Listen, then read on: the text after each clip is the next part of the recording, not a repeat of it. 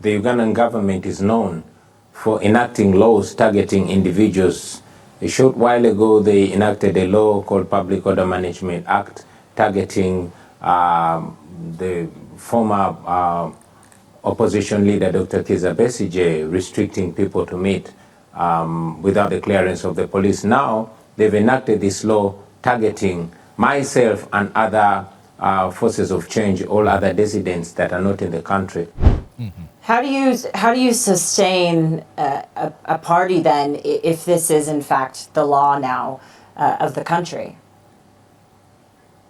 Well, we were told by Martin Luther King that when a law is unjust, it is not only right to disobey or to break that law, but it becomes a moral duty to break that law. So it will become a moral duty for Ugandans to creatively break that law. Of course, exactly. Pause right it's here. going to be challenged in court. Pause right here.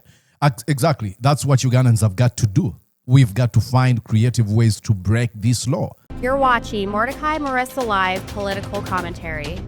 Please consider subscribing to help grow Uganda's Voices of Struggle ecosystem.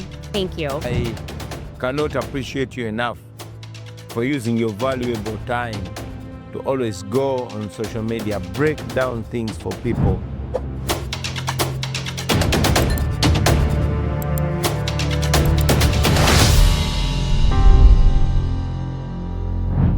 And yes, indeed, broadcasting to you from these United States of the Americas. Good morning, good afternoon, and good evening from wherever you're watching me and at whatever time you might enjoy this conversation. My name is Mordecai Marissa, and you're welcome to Mordecai Marissa Live. Exactly. Thank you so much that you're keeping it Mordecai Marissa. Every 7 a.m. Ugandan time, we are always here. And here we go once again. Ready?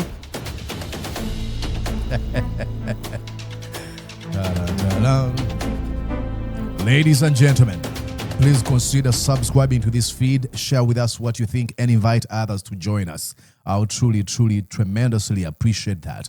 Now, ladies and gentlemen, we're going to be talking about the Museveni's criminal regime and the plans of Kyagulanyi Ssentamu Robert, famously known as Bobi Wine. As you all know, as the Museveni criminal regime tightens its grip on power following a deeply contested and rigged election, the struggle for change in Uganda continues to intensify. Despite the increasing intimidation and political crackdowns, the opposition remains defiant. That's what you might not see in Uganda, or if you're watching a new, Buked TV, or reading New Vision, government's papers and TV.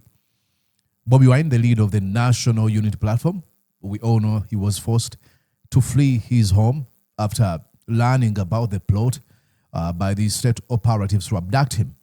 Eventually, he left Uganda, and he has since taken his message to international stage, rallying Ugandans in the diaspora like me, addressing global audiences and meeting various organizations and individuals to expose the continued dictatorship and the systematic repression under the Museveni's criminal regime.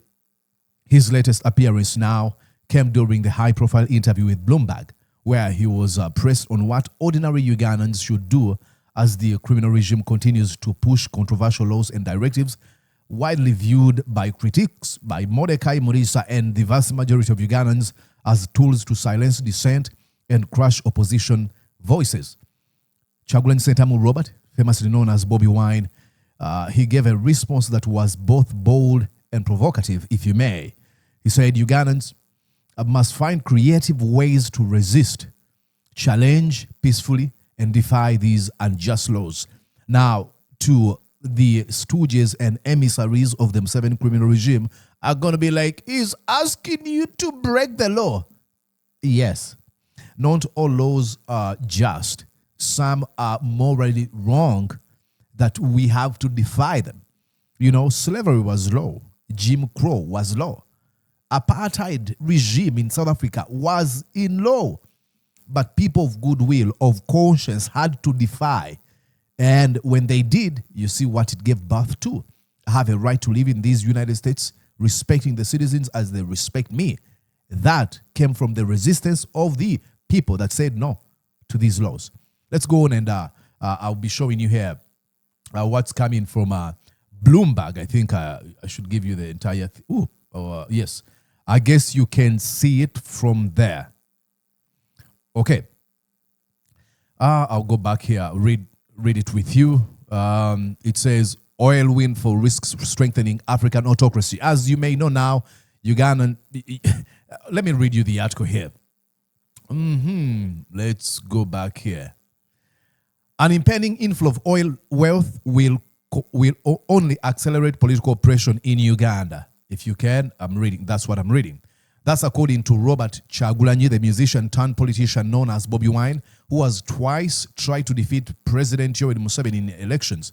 Uganda is expected to start producing crude oil by the end of the year, with petrodollars forecast by the government to expand the economy sevenfold by the end of next decade. The windfall will hand Museveni, sworn in this week for a seventh term, by extending his 40 years in power, more ammunition against his opponents. Bobi Wine told us in an interview from Washington, he fled the East African nation when security agents raided his home and allegedly tortured his wife. Those are no allegations. Okay, we shall come back to this interview, which I'm going to be playing you. But they say the exiled politician is canvassing U.S. senators to push for targeted sanctions against the president and his son Muhoozi Kainerugaba, chief of the military. Today, the leaders that we have are ruling us at a gunpoint. And when all our oil starts flowing, that's going to be a greater danger, he said. Bobi Wine, who was only 4 years old when the incumbent took control in 1986 coup, campaigned for the January vote in body armor, saying his life was in danger. Okay, I think we should make this clear for folks who might be watching from away from Uganda. These were not just mere allegations. His life was in danger. What he's gone through has been documented by just a mere YouTube search. You can see what he's gone through. Many of his supporters and close allies were in prison, actually are still in prison. Others were murdered in cold blood. So these are not just mere allegations. Okay, now let's go back to the article. He is also seeking meeting with American firms to dissuade them from investing in his country, citing added repression from a new law that critics say will effectively control foreign donations to the opposition and civil society. It is the complacency of the international community that has brought Uganda to this level. Bobi Wine said, if what is happening in Uganda was happening in any country, especially in Europe, then it would not be tolerated.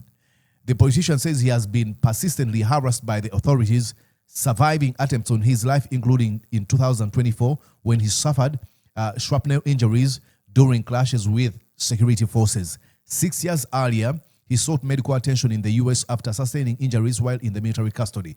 Another opposition leader has been detained for a year and a half after security agents abducted him in neighboring Kenya to face treason charges in Kampala. Museveni implored voters in this year's election to extend his tenure so he could protect gains of the past 4 decades. Chief among them is oil that's about to flow. What a joke. Okay, ladies and gentlemen, as we come back to that article, allow me now take you to this conversation. Here's the interview where Bobi Wine was making his case. Oh, we need to, okay. The Ugandan government is known for enacting laws targeting individuals. A short while ago, they enacted a law called Public Order Management Act targeting the former opposition leader, Dr. Kizza Besigye, restricting people to meet without the clearance of the police. Now, they've enacted this law targeting myself and other forces of change, all other dissidents that are not in the country, trying to curb political engagements outside the country. After cutting off all funds that is legally and constitutionally allocated to the opposition, now they're trying to incapacitate the opposition by stopping any funding unless it goes through the minister. In this law, I must also mention that it is provided that any Ugandan that leaves the country is referred to as a foreigner, and Ugandans that are living outside the country that send money back home to the people that receive that money are regarded too as agents of foreigners. This is meant to cut down all funding to incapacitate the opposition and to, maintain regime survival. It is one of those embarrassing laws that are used by tyrants, by authoritative leaders to ensure that they incapacitate the opposition. Mm-hmm. How do you sustain a party then if this is in fact the law now of the country? Well, we were told by Martin Luther King that when a law is unjust, it is not only right to disobey or to break that law, but it becomes a moral duty to break that law. So it will become a moral duty for Ugandans to creatively break that law. Of course, exactly. Pause right it's here. going to be challenged in court. Pause right here. Exactly. That's what Ugandans have got to do. We've got to find creative ways to break this law. And like I said at the beginning of this monologue, is let no one gaslight you into thinking, oh, you're not allowed to break this law. What if the law is unjust? Dictatorships are always trying to find creative ways of how they can continue keeping their own people in slavery. And they will convince you that slavery is so good for you. Just obey because it is the law. But if we open the pages of history, he's just told us about Martin Luther King Jr., but it has been used everywhere where people stand against unjust laws. For example, Mahatma Gandhi, who organized salt marches against colonial laws. Yeah, there were laws. These colonialists wanted these people, the Indians, to obey those laws, only for Mahatma Gandhi to be like, hold my beer. You want me to obey that law? I'm going to march against these laws. Martin Luther King Jr., through these non-violent protests and the sit-ins, I mean, we all know about the stories of the likes of Rosa Parks, who refused segregated seating rules. He said, no, I'm going to quit my seat for you. And there were people who were defending that law. Hey, if I enter the bus and you're a black man or black woman, you have to get up. Let me enjoy that seat. Now, there are people who are going to convince you, oh, obey it as long as it is the law. Absolutely not. These laws are made by human beings. If it is unjust, you have to disobey creatively. Find ways of how you can obey. And actually, I've now mentioned about those ones in a civil rights movement. There's another gentleman, I mean, you've read about him, Henry David Thoreau, who openly refused taxes connected to slavery and war. That was his way of saying, hey, I'm against slavery, yet slavery was established by law. And there's so many other ways of how you can, like he said, creatively. There's a satire and humor. I've seen our comrade, Jimmy Spire Sentong, using his cartoons to oppose these laws. He's mocked and laughed at them. We've talked about, I think he was mentioning about appealing. That's another way of defying the law. Let's go back here, where he mentions about going to courts of law. What does he say? Okay. Moral duty for Ugandans to creatively break that law. Of course, it's going to be challenged in court, but because the judicial system is also in the pocket of by Martin Luther King, that when a law is unjust, it is not only right to disobey or to break that law, but it becomes a moral duty to break that law. So it will become a moral duty for Ugandans to creatively break that law. Of course, it's going to be challenged in court. Exactly. It becomes a moral duty for us. It becomes a moral duty for us to break that law because it is unjust. Oh, Mordecai, you want people to break the law? Hear me out. I am openly telling people, hey, if the law is unjust, it is a moral duty for you to break that law. Let's go back here. But because the judicial system is also in the pocket of General Museveni, the Ugandan dictator, there's no hope even in the law. The only option by Ugandans is to ensure that they remove that regime so that we can be able to repeal all those oppressive laws. I think he's. I'm gonna have him say that one more time. The Ugandan government is known. The last lines, I'm gonna have to remove my face and let him say that, because ultimately, it's gonna be us kicking out the Museveni criminal regime, because we can fight this law, but they will be creative in their nefarious plans and come up with other ways of how they can continue keeping us in their slavery. Listen here, what he says. Is to ensure that they remove that regime so that we can be able to repeal all those oppressive laws. Exactly. Remove this criminal regime and see how we can repeal all these laws, because we are only mentioning one law, but there's a bunch. The Computer Misuse Act. Oh, people are arrested in Uganda because they're disturbing the peace of the president. This is a situations where people abuse or insult the president of Uganda. Like I've always argued selfishly, I am a ding-dong on social media. You can call me whatever you want. Go down in the comment section. Call me a fool. Call me a dunderhead. Call me anything. It is your right. I'm not going to have you arrested or come after you. It is your right. If that's what you think about me, it's okay. That's what you think of me. Please, it's fine. But if a ding-dong like Mordecai, who occupies a dot in the ocean, just a drop in the ocean of internet, is going to be like, you want to abuse me? Go on. How about the president of a nation? You have 50 million people and you have foot soldiers who are going through internet trying to find someone who abused the president of Uganda. How fragile is your ego? Does it make any sense to you? It doesn't, because it shouldn't. All right, ladies and gentlemen, Bobi Wine had another interview recently. I think I'm going to have to show you here. All right. This was just a few days ago. This one is a very short one. Listen to what he says. Okay, let's try to expand this. Okay, Africa. I'm Bobi Wine, a freedom fighter from Uganda, and I'm glad to be here at OK Africa. Well, we're beginning from the 15th of January, but the story carries even from way back. We had the most brutal experience, so many people killed, but a few days before the election, on the 15th of January, the internet was switched off. So we had a presidential election in January, on the 15th of January, with a blacked out internet completely switched off. My entire campaign team abducted, many missing and others in prison. And as soon as my wife and I cast our ballot, we were placed in house arrest.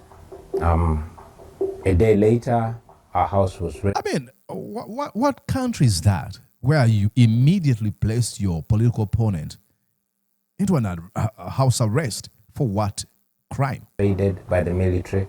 I was able to escape and disappeared and remained in hiding for another week until again my house was raided and my wife was assaulted, beaten up by the military, stripped naked and filmed.